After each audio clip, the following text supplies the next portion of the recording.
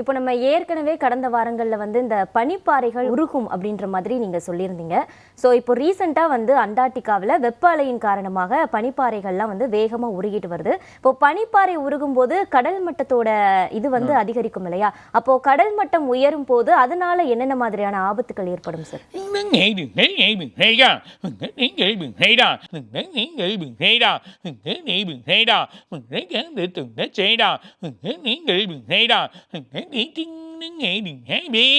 இப்போ இந்த அட்லாண்டிக்காவோட உருகிற ஃபாஸ்ட்டை பார்த்தீங்கன்னா ரொம்ப அதிகமாக உருகிடும். ஸோ தர தெரிகிற அளவுக்கு உருவக்கூடிய நிலைமை இருக்குது. அந்த மாதிரி பனிக்கட்டிகள் உருவப்போகுது, மிகப்பெரிய பனிக்கட்டிகள் விழப்போகுது. மிகப்பெரிய ஒரு ஊரே இருக்கக்கூடிய ஒரு பனிக்கட்டிகள் விழுந்து தண்ணி மட்டமாக ஓடுறப்போ கடல் மட்டங்கள் உயரும். பர்டிகுலராக சவுத் நமக்கு தமிழ்நாடு, அதில் இருக்கக்கூடிய கேரளா, அதில் இருக்கக்கூடிய ஆந்திரா, அது இல்லாமல் கர்நாடகா, இது இல்லாமல் உங்களுக்கு இருக்கக்கூடிய Indonesia, Thailand, Cambodia, Malaysia, Singapore, இந்த கண்ட்ரிலாம் வந்து ரொம்ப அஃபெக்ட் ஆகிடும்.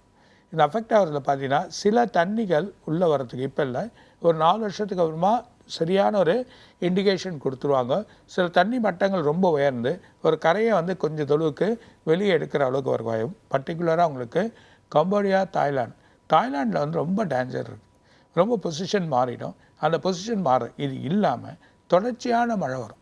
4 வருஷத்துக்கு பார்த்தீங்கன்னா தொடர்ச்சியான மழைகள் இருந்துக்கினே இருக்கும்.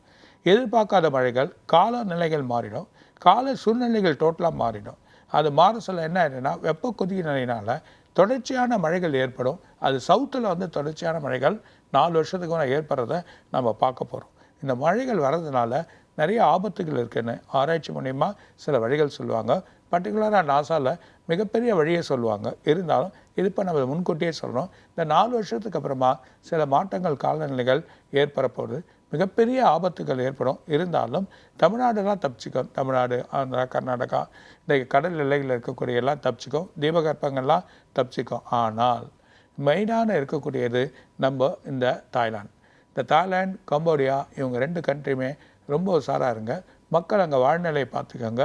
சுகாதார நிலைகள் எப்படி கடலுக்கு என்ன வழிகள் பண்ணணுமோ அந்த வழிமுறைகள் எடுத்தாங்கன்னா நல்லாயிருக்கும்.